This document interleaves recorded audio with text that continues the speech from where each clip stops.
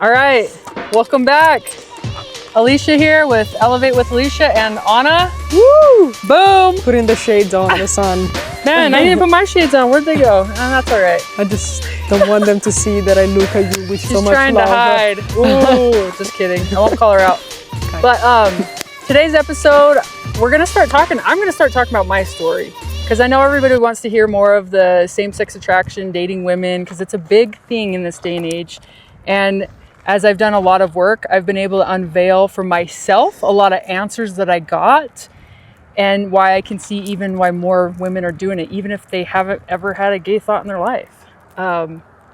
So for me, I know that after doing the work, a lot of my stuff, I'm just going to say, came from, I realized, daddy issues, parents not completely emotionally connected and dealing with their own stuff. And I've realized today that I am the chain breaker for a lot of things, and not even just the same-sex attraction. For, again, ADHD, depression, anxiety, my dad committed suicide. There's a whole list of things, okay? But the same-sex attraction one, became the journey, should I say, that kind of spiraled me into doing my work. So I remember, I've always thought women were pretty, and I've been attached to men when I was with men, but that was like, I dated my college basketball coach. He was a male that was very unhealthy, whatever. And I dated a few other men, and that just never worked out. And I don't like him.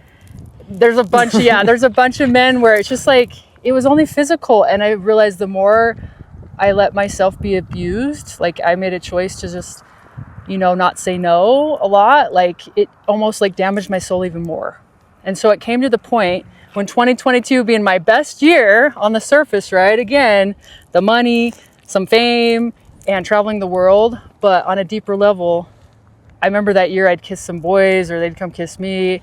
And it's like I couldn't connect with them at all. And I was like, oh, well, I guess I must be a lesbian.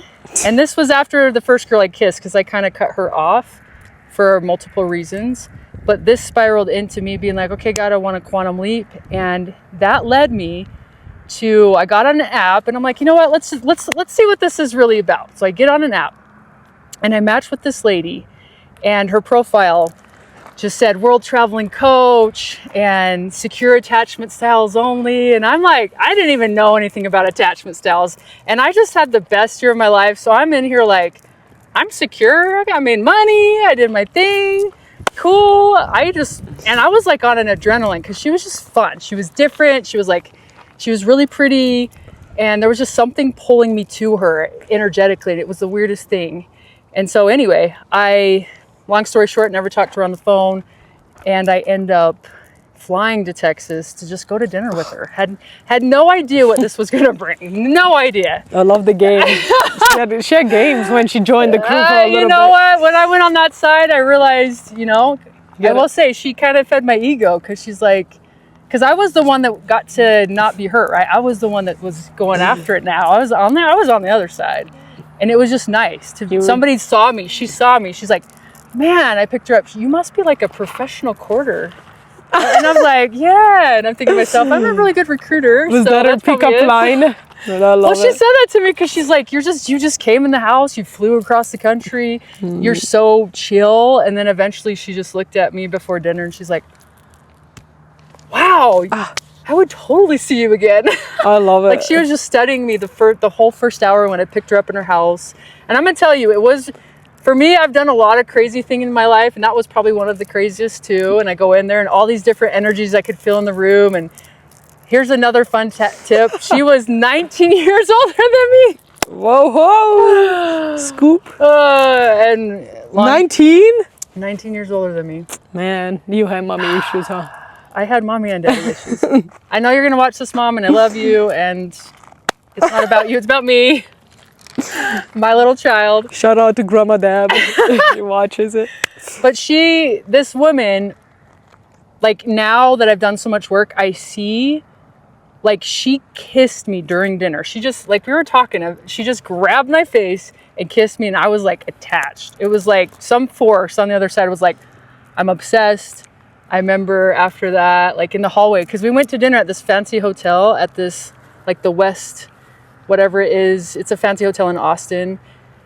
And I pushed her up against the wall as we're walking out of the hotel or out of the restaurant, but we're still in the hotel. And I'm the one in a dress and she's in slacks. And it was kind of funny because I'm the one playing the masculine role. With the dress. Because even when I dropped her off, she's like, don't you think that's kind of funny that you're the one in the dress and you're the one that's pinning me up against the car now?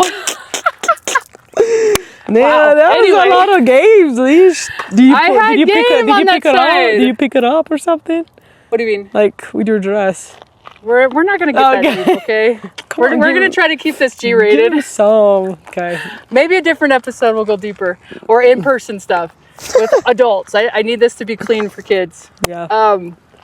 Anyway, so I was like so attached. I couldn't even sleep. Like I had to drop her off because she even told me the first day. She's like, women move fast, so I've learned to slow down. And anyway, so I had to drop her off and couldn't have a sleepover.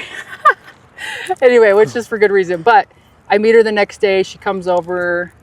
We had a good time. We went and got a massage. And she even drove with me to go pick up my car somewhere. And she's like, I've never done that.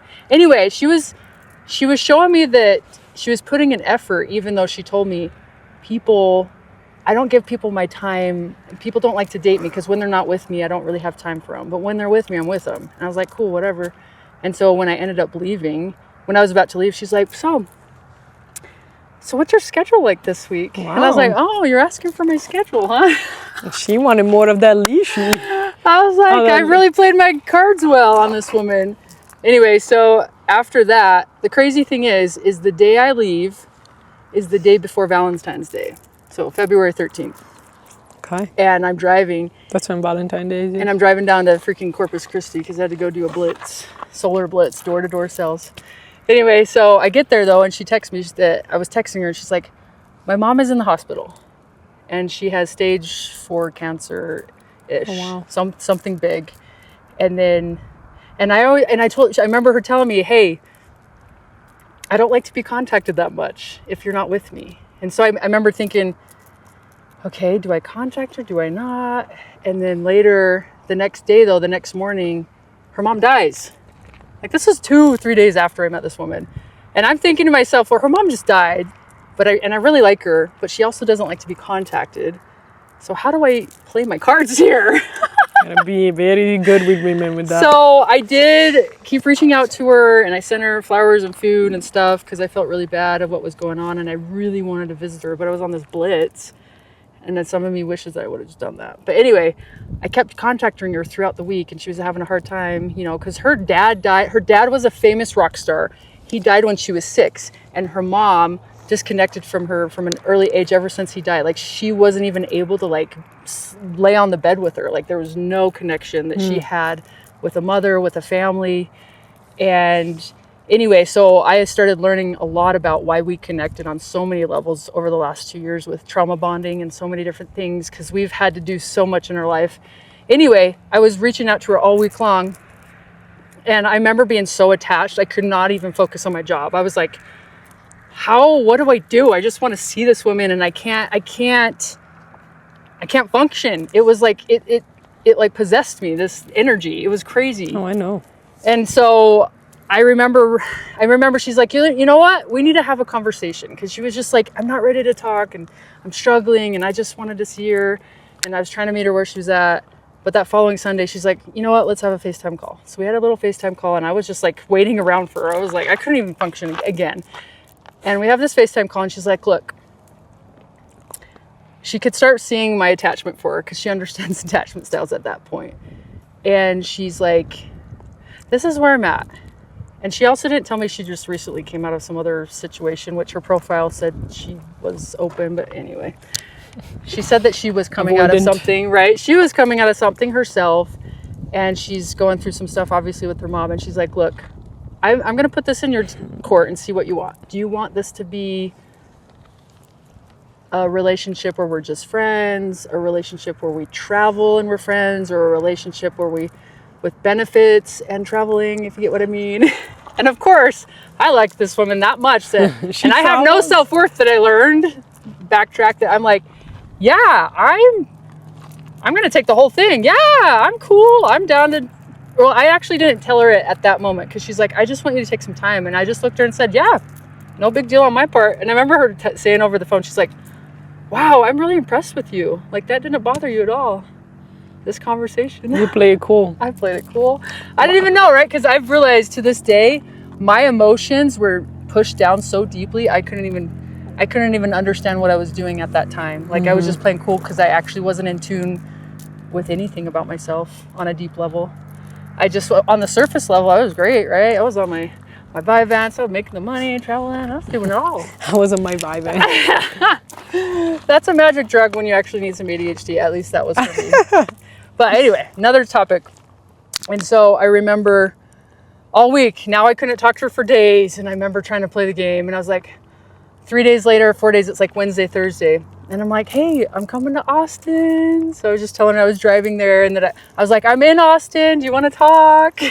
And she's like, sure. What do you want to talk about? And I'm like, really? What do I want to talk about? But anyway, so I talked to her and we finally meet up.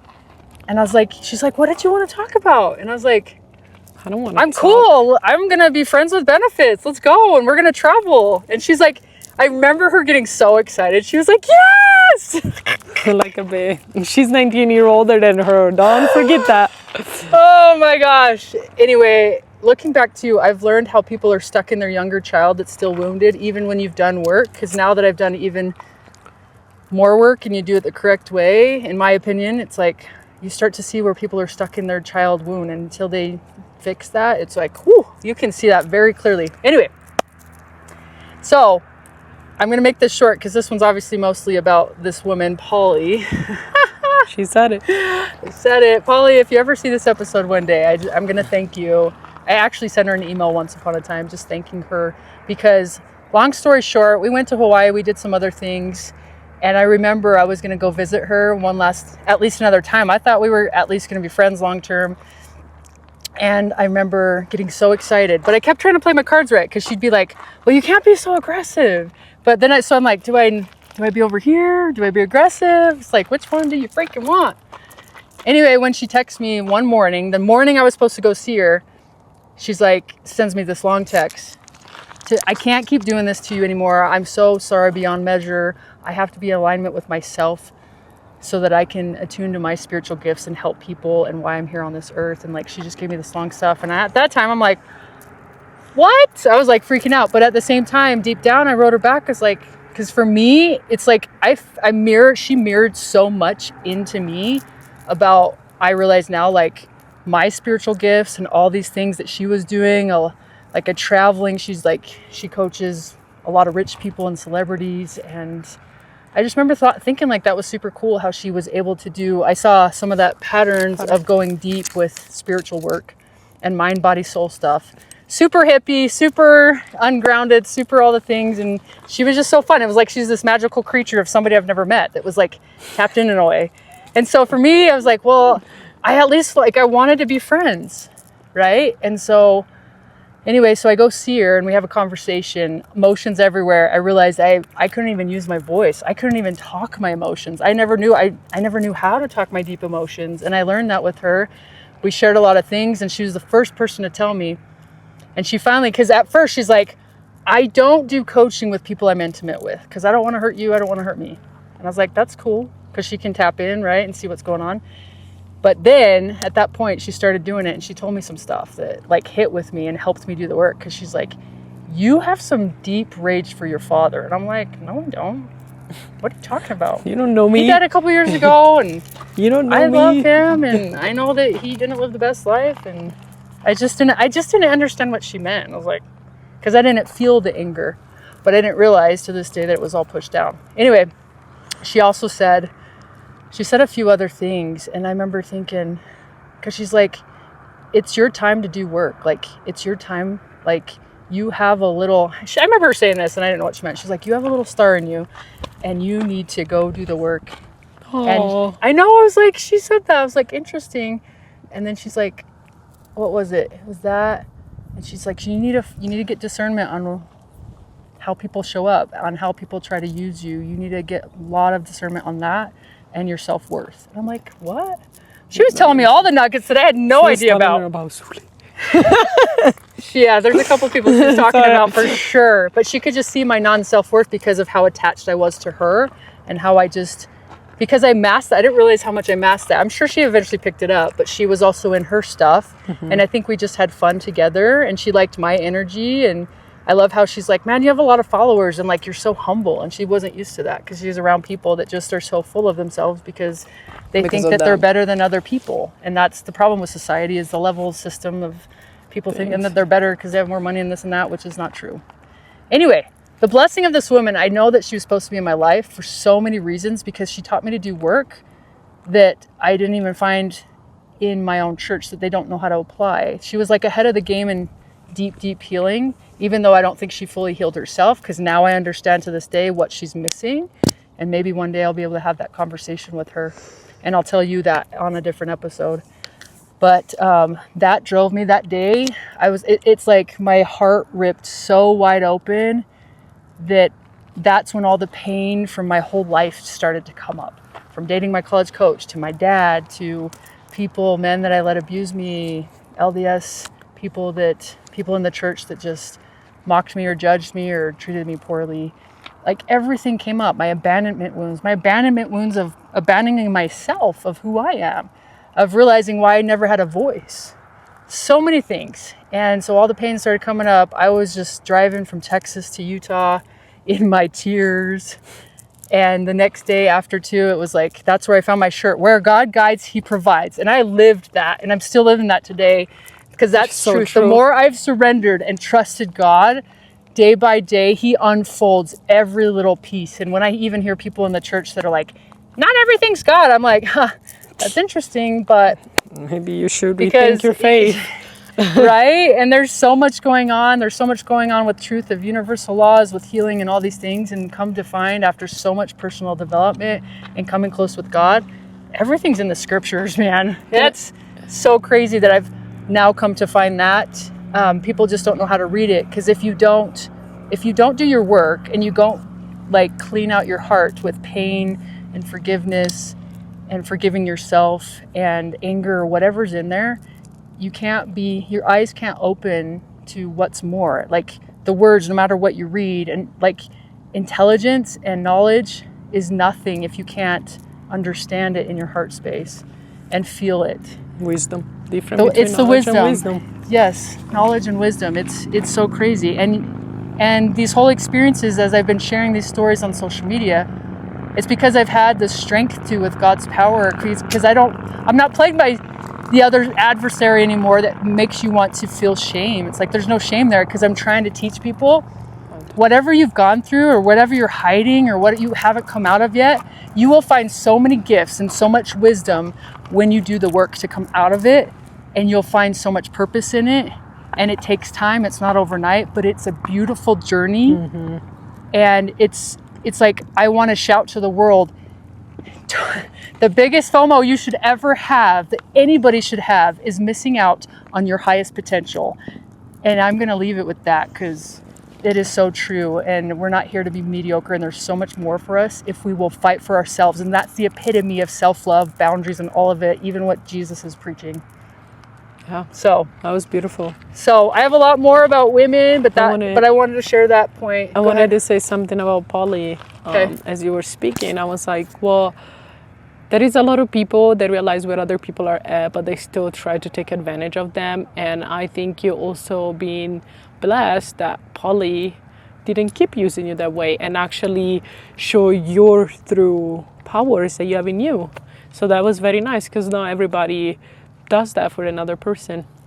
Oh, thank you for pointing that out, because I did understand that at one point, because I remember thinking when I emailed her, I was like, you know what, even if she kind of knew but she didn't, she did listen to that voice that told her, you can't keep doing this to Alicia, because she needs to go do her work, and she has purpose in life. And I did feel a lot of gratitude, because there are a lot of people who would just keep you latched on and try to use you. Yeah, and they're trying to take you whenever. Take. She actually set boundaries and never contacted you again, and allow you to dive deeper to yourself. And it's not something that, I mean, you know, this way, if I look at my side of the story, which is different, but I had those people in my life. So I'm glad that, and she actually showed you the power that you had, and that was inspiring. Yeah, that's why I'm like, if I ever meet her one day again and she sees the difference in me, that's the biggest thing I want to share with her, is Like how much gratitude, because we usually get mad when somebody's just gonna like cut us off completely of like, how could they? And it was so painful, but she understood that it was so needed for me and probably for her to have that separation, because you can't grow with people and you can't attach to people until you have your solitude. I've learned that solitude and doing your own work is so important. And I see people coming out of relationships in pain and they're just trying to latch on to anybody else and everything else. And that cycle will never end until you slow down, you look within, you do the work, and you find your own answers. And there's a way to unlock all of it. And I can attest to that, because I feel the flow of it. And it's like, you want to believe in magic. And I used to love magic. That's why I like Harry Potter and all the movies, because magic through Christ is actually real. It's so freaking cool. It is so true. Like, and it's so true. And I was probably the last person, I didn't even believe in God. I was like, he is mean, he doesn't exist. God, yeah. And all these things, but that is so true. Such a radical change. Such a radical change that I'm like, wow, this is awesome. And it's hard to believe it's true, because Satan's also real, the adversary is real, and his power is also powerful, but it's not a match for your highest power. Yeah, do it. He will help you cut those chains so fast, but he's just waiting on you to shoot your shot and ask for help. Yep. We're done. Shoot your shot, guys.